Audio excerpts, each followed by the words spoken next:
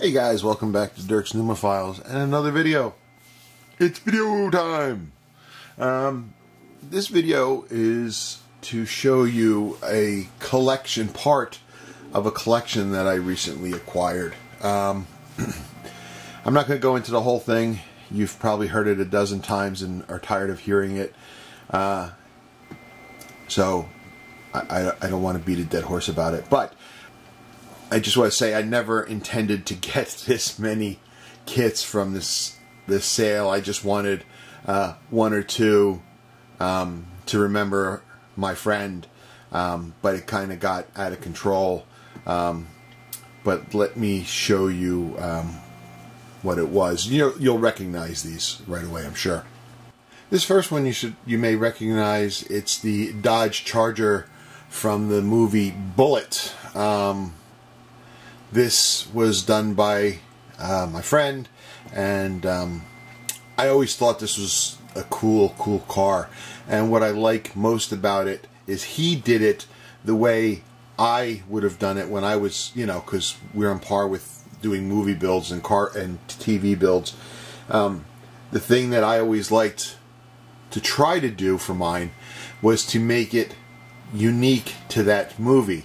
Whereas a lot of people, and there's nothing wrong with this, what people do, it's not me. It's not the way I would do it, that's all. But people will get a Dodge Charger, they'll paint it black, and they'll say, it's the Charger from Bullitt. But it looks like any black Charger, really. What makes it unique in the case of the Bullitt Charger is he took off the hubcaps. Because if you remember in that chase scene, several hubcaps, well, I think they lost like 6 hubcaps altogether in that chase scene. But anyway, the car had lost some hubcaps. Also, it hit the guardrail a couple times, so there was damage, and he put body damage on there. That is cool. That makes it more unique to the idea of being a Bullitt Charger. So I'm really pleased with this one. I like this car a lot. I always liked this car. The build series was really cool. He did a great job with this. Let's see if I can get the hood off. He did some wiring in there. Not just the spark plug wires, but also put in the heater hoses and stuff like that. So that's pretty cool. But yeah, this is a favorite of mine. I always liked this one, so I kind of felt like I needed to have this in my collection. So I picked this one up. Up next is this one. This is the Ferrari from Magnum P.I., the TV series with Tom Selleck. This is another build I really enjoyed. This is cool because this wasn't painted. This car was just polished. With the existing plastic was just polished. There's no red paint on here. I thought that was a really cool idea. So he made it look like Tom Selleck's car, which is another show that I really enjoyed. It's a horrible kit to build, fitment-wise, from what I understand. Everybody complains about it. You'll notice there's some damage. It's funny. It's funny because, I have this perception in my mind that when we build these things, they sit and they're perfect. Or, not perfect. They're the way we built them forever. And it's not true. Models decay over time. Whether we like it or not, they just deteriorate over time. And this one lost its mirrors. As you can see, a wheel is gone, and also I believe it's there's a spoiler or a chin spoiler that goes on there that's missing. I have those parts. They just fell off the car. It's just, I'm gonna take time and restore these when I get a chance, but this is how it looks right now. So what you see here is the Camaro from the TV series Bewitched. The TV company at the time had some sort of agreement with Chevy, and they showed a lot of Chevy products in there, and at least once, maybe a couple more times, I can't recall, to be honest with you, but I know once Samantha actually was driving this green Camaro. It's really cool. If you are interested in this build, it still exists on the revised Classic Plastic 101 channel. I can't get the hood off. That's okay. So you can see the build process for this. It's a really good series. But like the Ferrari, it's kind of fallen on some hard times and parts have broken off of it. The mirror fell off. The front bumper fell off. The boot is off. You know, we're gonna spend some time later going through these and restoring them back to their former glory, but you know, right now this is just too cool. Samantha's Camaro.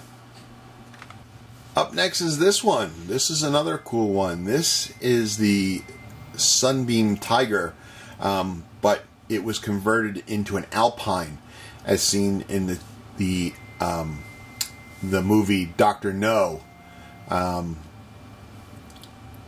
This is cool because, again, it was converted to an Alpine, so the whole back was reconfigured. The car was changed from a left-hand drive to a right-hand drive. It's just super cool and a unique piece. Very well done. Let's see if I can get the hood off of this one. Yay, it's off. You can see there, this kit originally came, or back up a second. The very first incantation of this car was released with a 4-cylinder, but I think they stopped that long ago, and all the other repops of it had a V8 in it.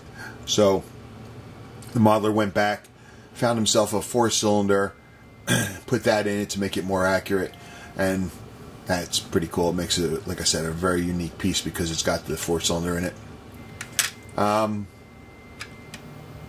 You can see James sitting here on the side. I gotta see if I can't find where this figure was printed from, or another one like it, because when he sits in it, he is just too small. He looks like an Oompa Loompa sitting in here. This is a small car, you know, and when he's in the car, which I like that because it makes it unique, because it looks like him, James Bond, but he's just too low, and like I said, it looks like an Oompa Loompa is driving the car. This one's got some parts missing too. The steering wheel fell off. I think that's all that's wrong with this one. But yeah, we're going to fix James. We're going to put the steering wheel back on. We're going to get this back to its former glory. Next, some of you may recognize this one, especially you old-timers. This is the Firebird Spree from the TV series Rockford Files. Rockford Files was a detective show, and this car was used in that series, or there are different variations of this car in different series. It's a cool car. There are no Firebird Spree models. This was made from a Trans Am model and converted. Took a lot of work. If I remember, the video series is gone, lost the time, but there was a lot done to this car, and very, very impressive. I like it a lot. Probably of all the cars actually right now, I think this is probably my favorite one. You can see there the engine, you know, looking pretty good. This too has fallen into some disrepair. The mirrors have fallen off. What else? Oh, the front license plate is off. So we're going to spend some time. It looks like this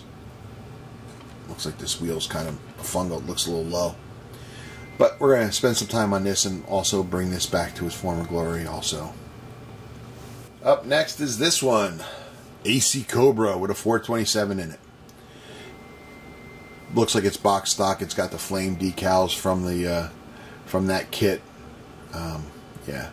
But the reason I got this, again, it's not a movie car, but it's a Cobra. How can you not get a Cobra? I love Cobras. Love me some Cobras, but it's cool. And as you can tell, it's also fallen some disrepair. The front windscreen is missing. The side vent from the passenger side is broken off of the windscreen. So it needs some repair work. But again, these things do not last as long as we would think they would. Like I said, when you build it, you think it stays that way, and it doesn't. It's just time. The parts fall off, they get brittle, they yellow. It's just, you know, time isn't nice to these things, but we're going to try to restore this one also.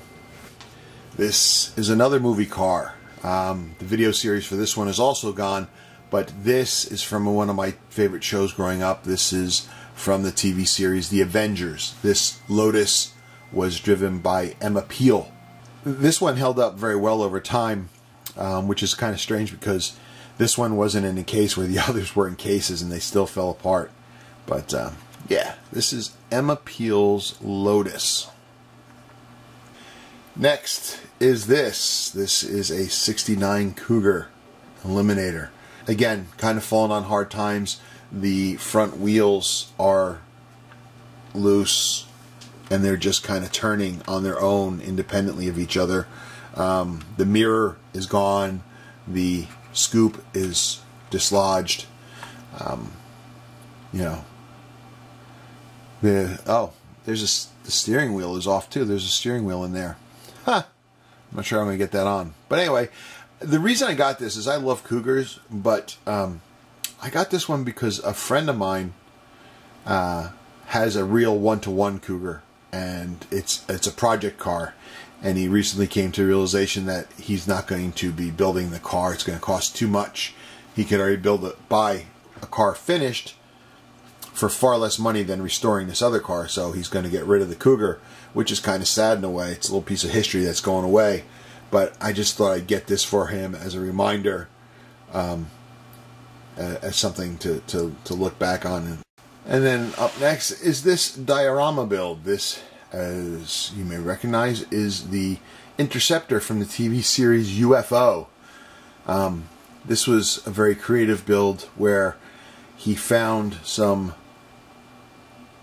ground equipment from an aircraft carrier kit somehow, and built that, got crew figures and everything, and built it as if they were servicing the Interceptor. This was originally built with electronics in it to light the engine and I think the cockpit, but it's not working right now. At some point I might try to fix that. I'm not sure if I can or not. I might do more damage trying to than actually getting it, but still, it just looks really cool. UFO was a great show for me when I was a kid. I loved it a lot, but it's something different from this creator, you know, other than cars. And it doesn't have a case, so it's very dirty. I have to figure out what to do about that. Okay, we had to go to wibbly wobbly camera mode for this next one. This piece, sorry for the lighting, it's just in a space that not very conducive for this right now, but it's also pretty fragile. I don't want to move it and take the chance of breaking it, but this piece is pretty special to me because this was the first build that I ever saw Chris do. So it's the one that turned me on to his channel, and then, you know, everything just exploded from there. So it's a really cool build, but again, like some of the other cars, you can see it's had some issues with time. The back panel is not connected to the base anymore. The Silent himself isn't connected to the base anymore. He's just kind of hanging there, and he is also wired to have the eye go back and forth. So the only thing that's holding him to the base is the wires, and the only thing holding the back to the base is those same wires. So all three of these pieces are loose and only connected right now with the wires. So again, I don't want anything to break, so I'm just kind of leaving this where it is right now. But again, the goal will be to try to restore this one and bring it back to its glory, because again, this one is very special to me because again, this was the first build I ever saw him build. So it's really a cool piece. Okay, so this is the collection. This is all these cars. And some of you may be asking, why did I buy an entire collection? Aren't you a modeler, or don't you like to build these yourself? And you are very right. I do. Yes, anybody can go out, buy a model, a die-cast model, let's say, of a car, put it on their shelf and display it. For me, it's always been about the build. Regardless of how perfect my builds are, it's still something that I did and I'm proud of. And you know, it's just a sense of accomplishment and all that happy stuff that goes with building a model.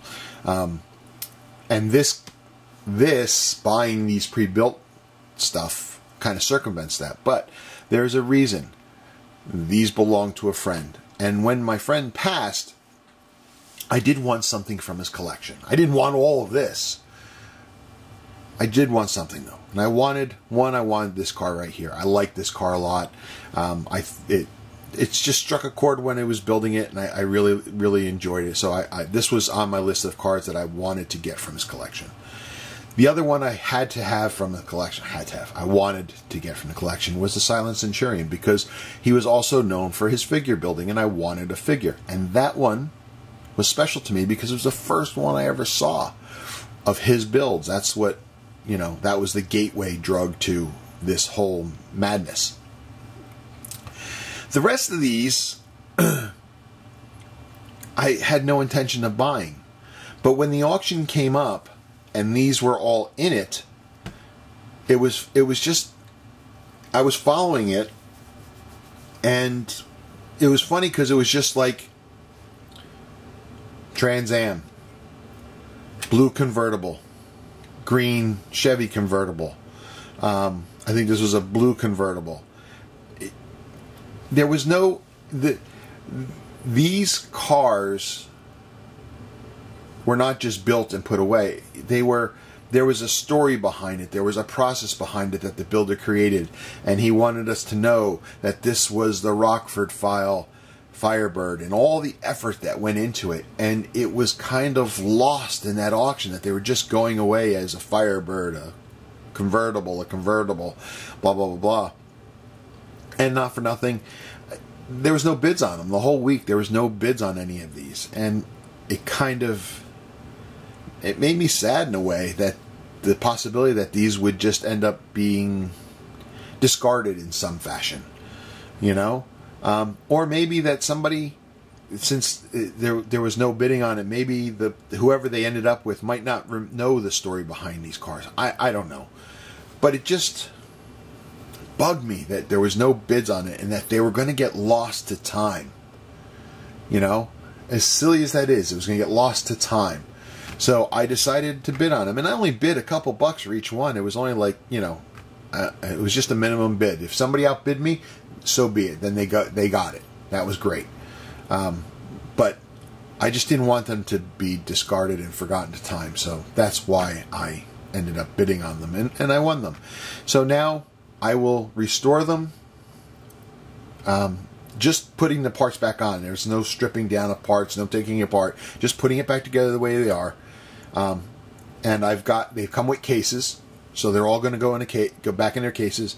And I've ordered plaques for them, little like those trophy plaques, and it'll have the name of the kit and what it's from, like, you know, MPC, Trans Am kit, Rockford files, you know, that kind of thing. So these will be identified going forward as what they were from, not just some model kit. So that's what it is. I know it sounds silly. Some may think it's selfish or what have you, but it's just what I was thinking and why I ended up getting all these kits. And in the end, too, all the money that I spent on this stuff goes to a good cause. So that's a good thing. It's not just going out into the ether for nothing, you know. But anyway, hang on, I got one more thing I want to show you. This is the last thing that I've gotten from the Chris Cortel Estate sale. I'm sure you guys all recognize this. To be honest with you, I don't even know how I got this. I followed this build. I thought it was an amazing build. But me and Mike, Chris's brother, were talking one day, and again, I don't know how it happened. I don't know if I said something, he said something, I really don't know. But he ended up asking me if I would take this and finish it for Chris. And before I knew it, I had said yes. I mean, I was blown away by just the thought that I could finish this for him. Really meant something to me. This is a beast of a kit. Let me tell you, this box is 29 inches across alone. It's huge. Let me show you what's inside. here we are inside. You got all the sails, vacuum formed. To be honest with you, I really didn't go completely crazy through the kit. Back up a little bit. But, you know, it's just a massive, overwhelming kit. And it's funny because this summer I went to Boston and I got to go on to see the real one, and it was pretty impressive. The one thing I'm going to probably have to reach out to HDA Model Works is for some more cannons. I mean, there are cannons here. It's funny, Chris ordered those resin ones, which are below decks, and you can't see them. They're the more detailed ones. And then these kit ones are what's left. Now, I don't know if he didn't order enough, or maybe they were just in another part of his modeling room and got misplaced. But, you know, it's not a big deal, because if HDA doesn't have those cannons, or if I find out they're not all that much better, there'll be no use in going and getting them. You know what I mean? I got these to use. But you look at screws like this and you're just like, holy crap. It's just amazing. I don't know how this is going to get done. I'm looking forward to it. I'm not sure I'm ready for it yet, but I'm looking forward to it. The other thing that's missing are the rest of the figures. Chris had all those train figures, but they're not here. But that's fine. I did see somebody that had actual crew from this scale ship. I don't know where they got it from. And I've been trying to find it, but that's going to be my goal, is to see that if I can. And if not, I'll just get train figures for it and I'll use those, you know. But that's the box. This thing is massive, and this thing is overwhelming. And here's the ship itself. This is what Chris had done. You know, seeing it on the video is one thing, but seeing it in person is just completely another thing. And the thought came to me after deciding that I was going to take this: how am I going to get this? There is just no way that this ship could be shipped in its current condition and survive. There's just no way that that could be done. So, again, talked to Mike. We made an arrangement, and I drove out to Ohio one weekend. It was only about, what was it, an 11-hour ride? I forget. Stayed in a hotel, you know, just kind of relaxed. Went out to dinner with Mike and his wife Tammy. Had a really good time. Got to check out, you know, what was left of the stash at the time. Check out Mike's garage. He's got an awesome garage. Any gearhead would just love to have this guy's garage. It's amazing. But that's a different story. But yeah, this is the shit. This doesn't even fit on my workbench. I'm gonna have to actually strip it down. I mean, if the surface of the desk is big enough, it's just because I have some shelves, my computer, my printer on there, and all that stuff, that the workspace is smaller than the surface of the desk. I'm going to actually have to redo everything to get this to fit. This is just amazing. But, of course, I want to do this justice. I feel I have to do this justice. I've done some research. I've looked around online about, you know, replacement sales and stuff like that. There's a company that makes stuff for this, but it's god-awful expensive. So, I've got some plans to try to make my own sails and stuff like that, because I think it looks really cool and impressive with the sails. I'm going to see if I can do that. But, you know, best laid plans, hopes and dreams, all that other happy stuff. But before I attack this, I am going to try to build another sailing ship in order to get my feet wet and learning how to do rigging and stuff like that. I'd rather make mistakes on that kit than make mistakes on this kit. So, that's where we are. This thing is so huge. It is so freaking huge. But anyway, this is going to come in the future at some point. I don't know when. But it is going to come. I'm looking forward to it. This thing is just so massive. But yeah, because I went to go pick it up, you know, there was no damage whatsoever. Fit in the back of my truck without a problem. No tipping, anything like that. The only thing I noticed, like I said, is the figures aren't here. The HGA guns, I don't know if he bought enough of them, or excuse me, if he didn't buy enough of them, or he doesn't have them. It doesn't matter. Easy stuff to get around, and it's not a complaint, it's just an observation. Also, I noticed that the wheel isn't working anymore to turn the rudder, so we're gonna have to, I'm not concerned about that, to be honest with you. It doesn't need to turn, but just something I've noticed. But boy, this is cool, and I am so floored at the thought that they wanted me to do this for them.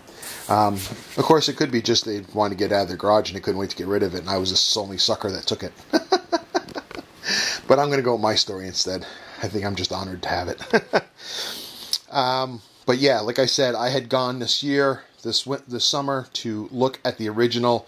I got all kinds of pictures that should help with some of it, you know, some detail and stuff like that. Maybe, maybe not, who knows. But this is the last item I got. And it is a massive and impressive item, let me tell you. And one last thing before I go. Just want to ask, if there's anybody out there that is watching this video that also purchased something from this estate sale, I'd be curious for you to tell me in the comments what you got and why'd you get it? What made you choose that item? Just kind of like a walk down memory lane, I guess. I'm just curious to see what everybody else got, and again, what made them choose that object. So till next time, guys, be safe and happy and healthy, and be strong.